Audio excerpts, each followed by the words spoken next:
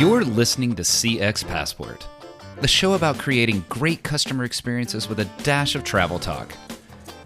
Each episode, we'll talk with our guests about great CX, travel, and just like the best journeys, explore new directions we never anticipated. I'm your host, Rick Denton.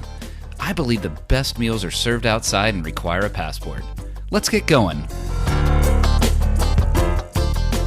Today's guest, Anne Bibb, and I met a few years ago when I was consulting on a project with a global hospitality company that was heavily work from home for its contact center team, well before COVID and before it was the norm to work from home. When I first met Anne, I knew this was a person who not only cared deeply about the idea of remote work, she knew how to make it work for both the employee and the company. Fast forward to today. Anne, now the founder and CEO of RemoteEvolution, is a recognized remote work and customer experience expert. Her background allows her to bring unique thoughts to the employee experience and customer experience worlds. Through her advisory and consulting firm, Anne works with organizations across all industries, helping them implement a remote work presence across more than 20 countries while focusing on their total experience. That global perspective helps shape Anne's view that creating great employee and customer experience requires understanding the wide spectrum that the employee and customer present. We'll absolutely get into that global and diverse perspective in today's show. Anne, welcome to CX Passport. Thanks, Rick. It is so good to talk to you again. It's been a while. It has been a while, and it's fine. It's just nice to finally get you on the show. So I'm glad that we've had this opportunity. And I did mention that, it's been a while when you and I met, but we were both at that brand that was ahead of its time with its approach to remote work. To say that there's been an evolution, maybe say a massive evolution since then, is a major understatement. But let's start general. Since that time in the late 20-teens, 17, 18 kind of era, what have you seen as the evolution in remote work? It's interesting. I had somebody tell me once that I should have named my company RemoteEvolution. And interesting. I said, why would I name my organization for a moment in time when, in fact, this is something that's going to continue to evolve for forever? When you look at what remote work was 10 years ago, when you look at what it was throughout the pandemic and even what it is now, it has continued to evolve. So before the pandemic, people really had to fight to actually get to work remotely. Yeah. They had to, it was a different conversation, wasn't it? Yeah. When you like this sort of gasp, what do you mean? How can one work at home? That's not work, that's home. When I talked to clients, it was, that can't be done. That job can't be done remotely. It was so odd to really force people's hands or have these conversations about, well, technology does allow for this. So it's odd to see how it's transitioned and evolved because the pandemic removed the can't from the vocabulary. Yeah. Because everybody went home. It moved to sort of instead of that's crazy. We wouldn't, but it's a, how might we? Like, because they were forced into that, the classic sort of improv or innovation phrases that you're supposed to use, but it became all right, how might we figure out how to do this working from home thing? I would even go so far as to say it was well, thank goodness this is available. Fast forward to now, and all of a sudden we have evolved into the next stage of, well, there has to be a good in between. Let's start thinking about hybrid. Let's start thinking about, you're going to come in and you're going to work in the office 2 days a week or 3 days a week, and then you can work from home. Yeah. And what I find really interesting is that how many organizations are making these decisions without talking to their employees. I shouldn't laugh so heartily. I'm sorry. But I just feel like, with as decades of work experience, that's just sort of, isn't that how companies operate, right? We'll just choose to do, and the employees will figure it out, right? They'll just fall into place. How's that working, Anne? It's not. Yeah. And the thing is, employees don't want to be told that this is how it's going to be. Employees want to be heard. This is your captain speaking. I want to thank you for listening to CX Passport today. We've now reached our cruising altitude, so I'll turn that seatbelt sign off. While you're getting comfortable, hit that follow or subscribe button on your favorite podcast app so you'll never miss an episode. Love it if you'd tell a friend about CX Passport, leave a review so others can discover the show as well. Now, sit back and enjoy the rest of the episode. What are you, so in that vein, so imagine like that, a 20-person company. Hey, we can all get together and figure that out. A 200-person company, a 2,000, 20,000, right? As you get bigger, that gets more challenging to do that. So how do you kind of guide companies to walk through that decision-making process beyond just, well, I kind of like to be there 2 days a week, so therefore my employees like to be there 2 days a week. How does a company do that right? And you know what? Just because you like to go to the mountains, does everybody else like to go to the mountains? Who likes to go to the beaches instead? You know? I want to go to all of them. So I fit all of the categories. I'm talking to the passport guy. Of course you do. But then you start, but you're absolutely correct. As an organization scales, they have to revisit things. And, nothing runs the same at 20 people as it does with 200 people versus 2,000 versus 20,000. Every time you hit a milestone, you have to revisit. You have to revisit how you're running your payroll. You have to revisit how you're running your HR. You have to revisit how you're running your operations, how you're running your customer success. You have to revisit all of the specific areas of your organization. And whether you're doing work from home, hybrid, or brick and mortar is no different. That is a very specific thing. And as you scale to these larger organizations, it no longer becomes an organization-wide decision. It starts to become a department or team-wide decision. It starts to become a leader decision because you're starting to lead individual organizations within your organization. Putting a flat mandate across 200,000 people is across 30 different countries, 60 different countries. It's an incredibly difficult thing, and I dare say almost impossible thing to do. Yeah, and it gets at that idea of employee experience and what that means. But that idea of, a key element of that employee experience is trusting the employee. So if you've got a organizational hierarchy for efficiency, right? We do tend to live in hierarchies. There is no such thing, I think, as a 20,000 person company that's truly flat. But you have to trust, and trust is such a key part of employee experience. And I alluded to it in the introduction, right? That we were talking about customer experience and employee experience. And it's cliche. I get it. They're interwoven together. I get it. I think you get it. A lot of people get it. But why is it so important? Why are companies still not even getting that right? But what is it that ties those two worlds together of customer experience and employee experience? It sounds cliche, but it really isn't. And I don't understand either why people don't get it, because when you start to even put yourself in these individual shoes, if you're having a bad day and you have just had all of these things going wrong, you're just not going to do well at work. Sure.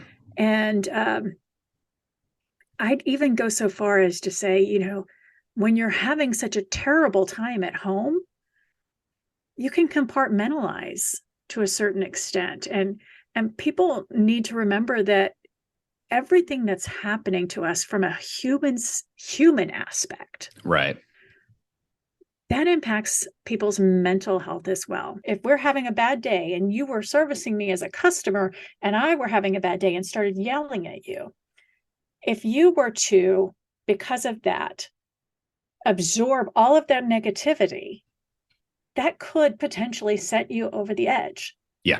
Now, if you take that to the next customer, and because of, say, your boss has put all of these policies in place that make working very difficult, you've got to do it faster, you've got to do it accurate, you have to be absolutely perfect.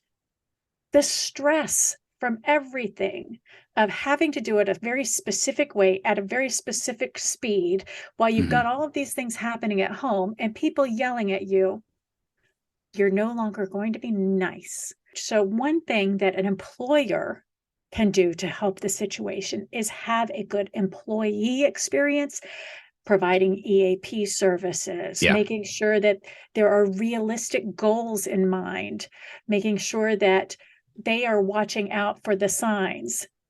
Doing all of this flows through. Yeah, and I've heard like so much of that because you're describing the employee as a human. Well, there's a dumb sentence, right? Maybe I should extract that. But yeah, the employee Right. is a human. Well, we're getting to employee bots, but that's a different conversation.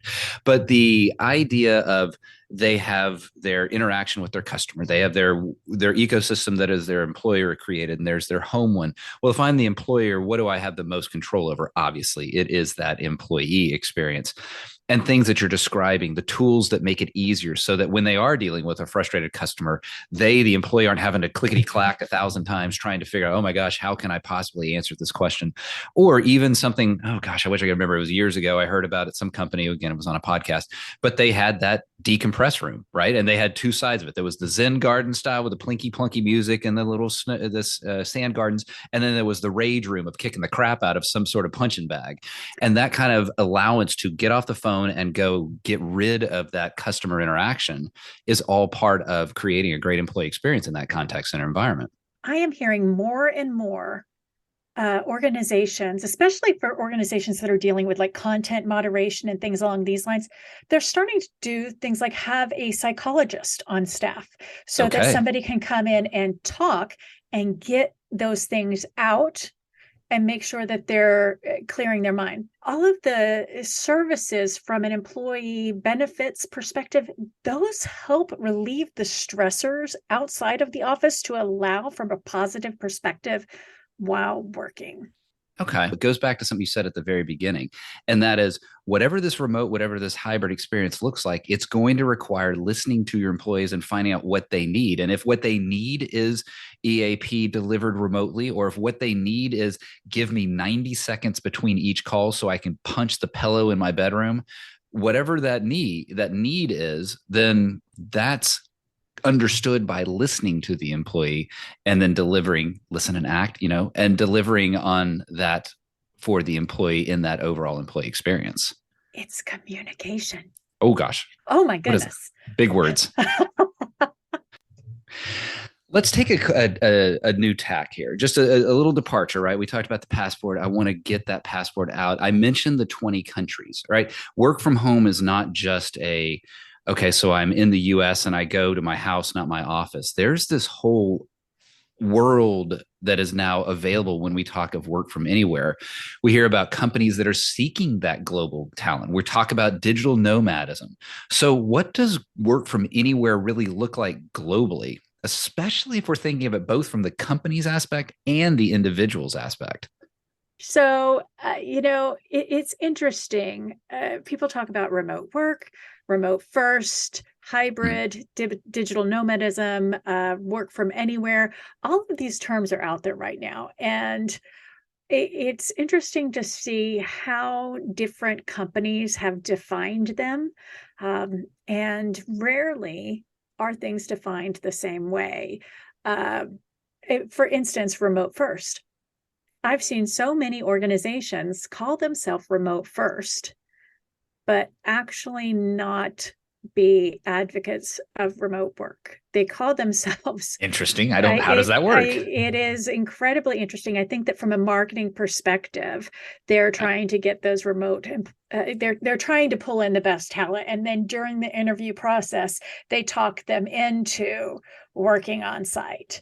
And I tell employees all the time, beware. But from a digital nomadism perspective, it's important to pay attention to when you're looking for a job, and also understand a few things along the way. One, insurance from a health and medical perspective.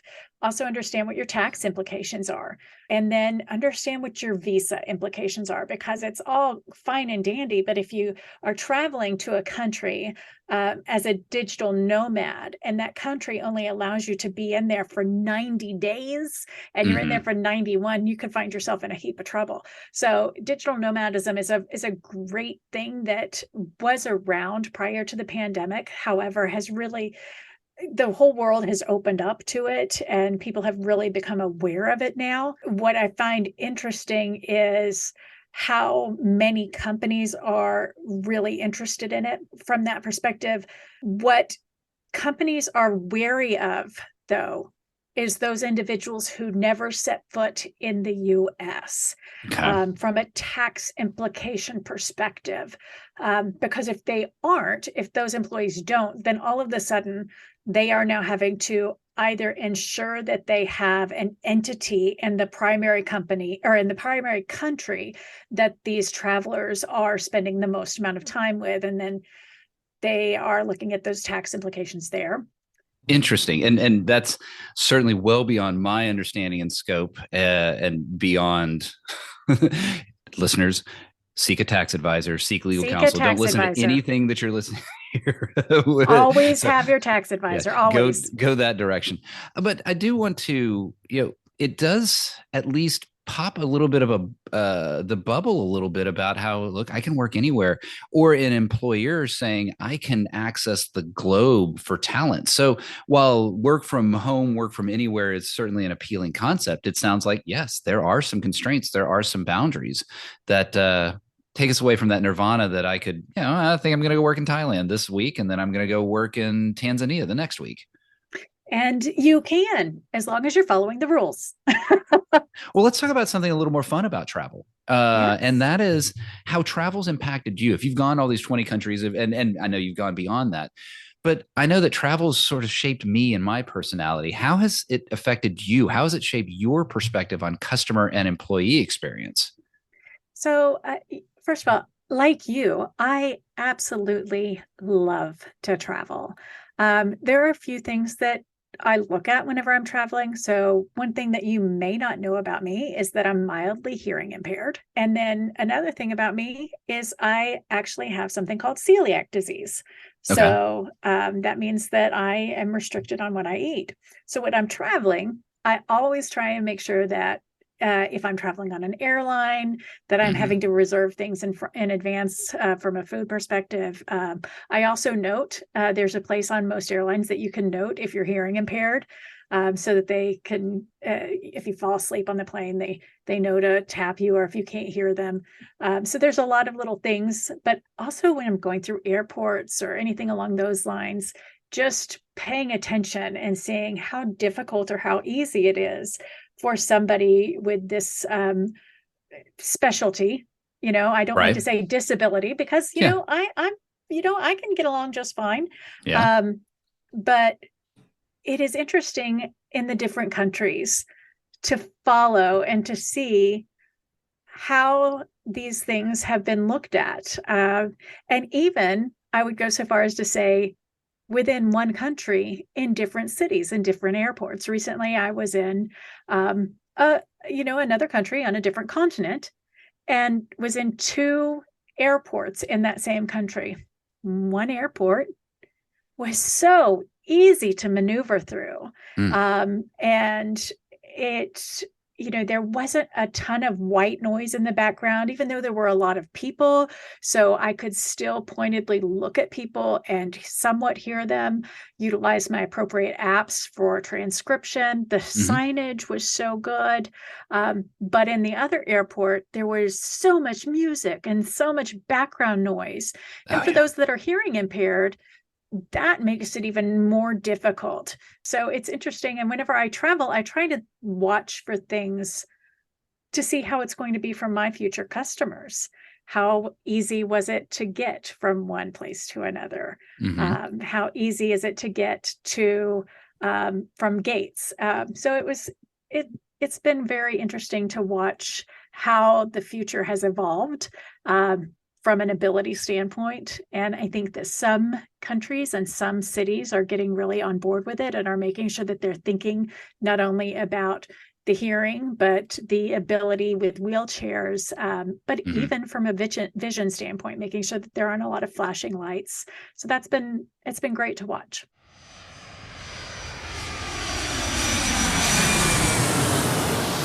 When you're doing that kind of traveling, and you're traveling around this many places and going through all of these travels, I imagine it can be nice to stop down in a place of peace, in a place of calm, in a place that we might call that legendary first class lounge. And so I'd like to invite you here in the first class lounge. We'll move quickly here and hopefully have a little bit of fun. What is a dream travel location from your past? Hong Kong. My husband and I visited Hong Kong once. We wanted to go back. And then, of course, the pandemic hit. It is stunning. Yes, you definitely go back. It certainly it's changing, and we know that, but definitely I love that place. What is a dream travel location you've not been to yet? New Zealand. Oh yeah. Okay. Tell me what about it? Why?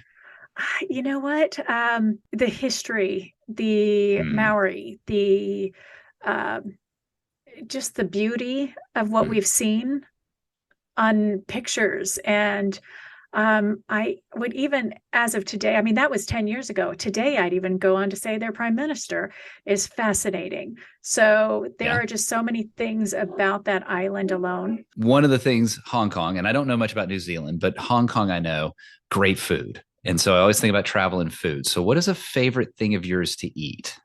I just like to eat. Let's be honest.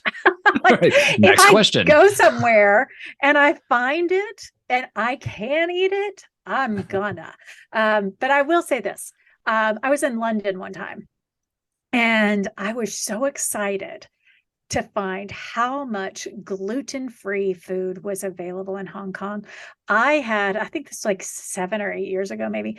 I found a gluten-free bakery and I actually had a gluten-free croissant. Okay. And when I was so excited, I took a picture of it and I was texting it to everybody that I knew, because when I mean, I don't know how familiar you are with gluten-free food, but it usually tastes like, like cardboard or something. This actually, when you broke it, looked like a croissant with the little flaky layers and everything. I almost started crying because it didn't taste like I remember, but it was close enough for me that I was just thrilled beyond belief. That's awesome. It's amazing how food and memories it can just be stirred when you think about where you traveled, just tied down to that specific item. Now, memories have their other way of interacting with us. What is a thing your parents forced you to eat, but you hated as a kid? Anything green. And to this day, there are some green foods that my husband will get, but to this day, he has to try and sneak green food. Going back to the travel part of it, what is one travel item, not including your phone, you will not leave home without?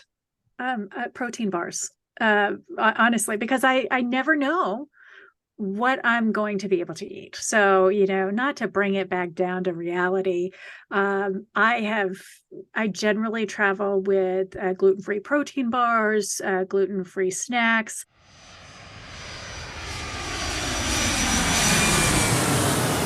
Anne, one of the things that we've talked about is how remote work, it can have this different effect on different communities.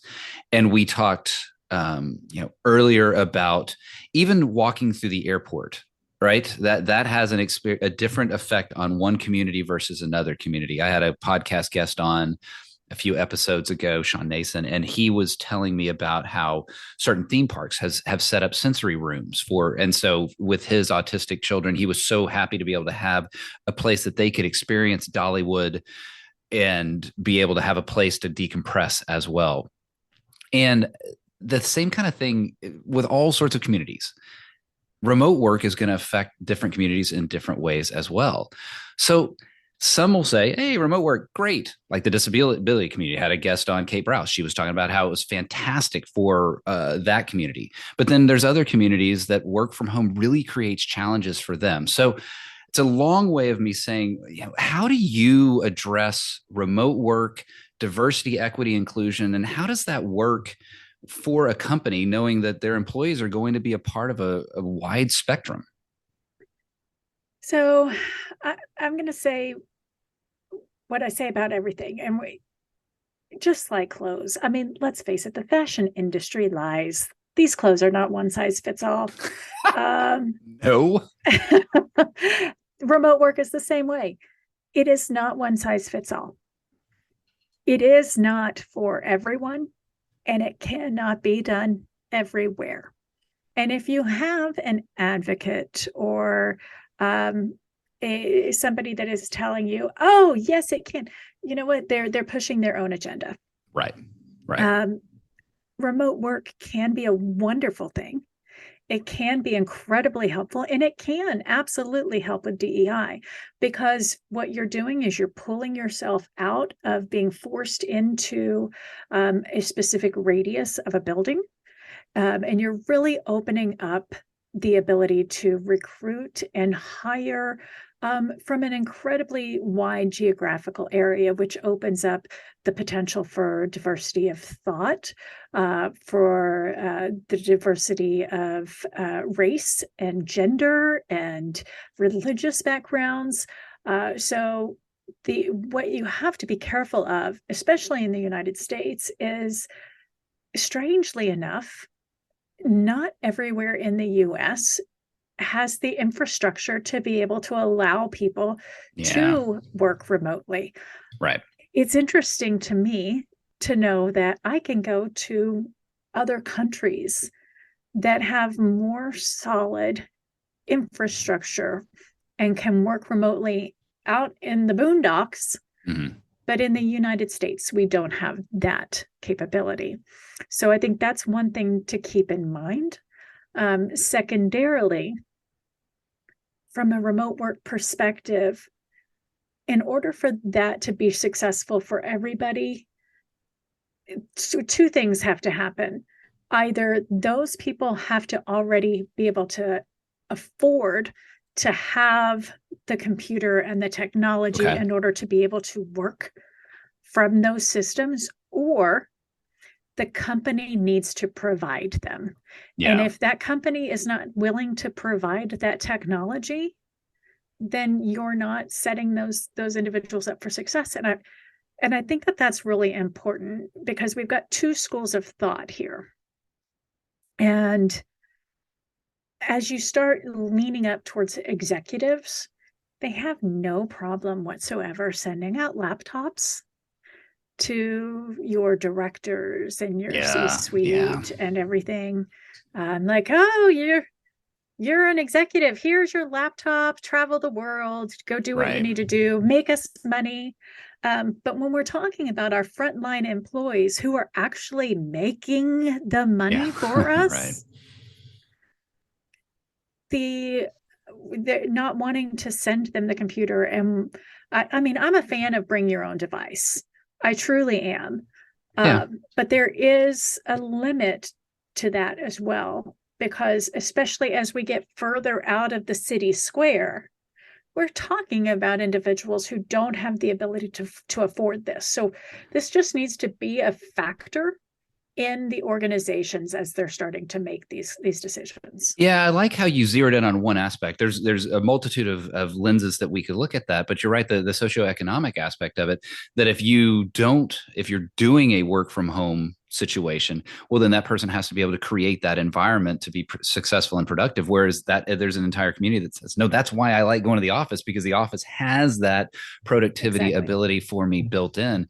And what are you cutting out of your employee spectrum, which then will impact, we didn't talk about it, but impact your customer experience spectrum? Because then if you're serving a certain customer set and you don't have that inside of your own company, then how can you possibly understand that customer? Which, interestingly enough, whenever you start thinking about the people that are further away from the city square, those are the individuals who live far away from the buildings. Yeah, and exactly. So it's just like this massive domino effect. Yeah. And as we always do in our conversations, we're running long. We've gone long here.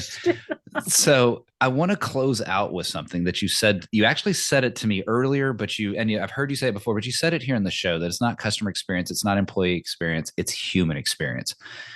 Why don't you just close out? Tell me what you mean by that. Well, I mean that we are all humans. You know, when we look at who we are talking about, we need to all, it is free to be kind. It truly is. It doesn't take anything out of your pocket. It might take a little bit out of your pride, but that is free. All of the employees that you're working with, they're humans. All of the customers that you are dealing with are humans. Do we all agree on everything that that individual thinks? No. But you know what? They are a person and they deserve that respect, period. We are all humans and we have to figure out how to live together on this earth. And that is what I mean by human experience. Let's end it right there. We're just going to end it right there. And that's a wonderful, beautiful sentiment to end this show on. We talked about remote work. We talked about the global aspect of that, but ending there on the understanding that ultimately it's human experience. Now, how can people get in touch with you to learn more about remote work, your perspectives on employee experience, customer experience? What's the best way to get in touch with you and learn more? Absolutely. So anyone can always reach out to me and connect to me via LinkedIn. Mm-hmm. They can find me at Anne, A-N-N-E, and Bibb, B-I-B-B. I also have our company website, RemoteEvolution.com. And if you want to find me for a speaking engagement or for coaching, AnneBibb.com, ANNEBIBB.com. Excellent. All of that, listeners, in the show notes. You know the drill. Scroll down. You don't have to look it up. You just click the link and you've got access to Anne there. Anne, thanks so much for spending time with me today. It was informational and inspirational, and I love having both of those on the show. Thank you for talking to me today on CX Passport. Thanks, Rick. Thanks for joining us this week on CX Passport. Make sure to visit our website, cxpassport.com, where you can hit subscribe so you'll never miss a show. While you're at it, you can check out the rest of the EX for CX website. If you're looking to get real about customer experience, EX for CX is available to help you increase revenue by starting to listen to your customers and create great experiences for every customer, every time. Thanks for listening to CX Passport, and be sure to tune in for our next episode.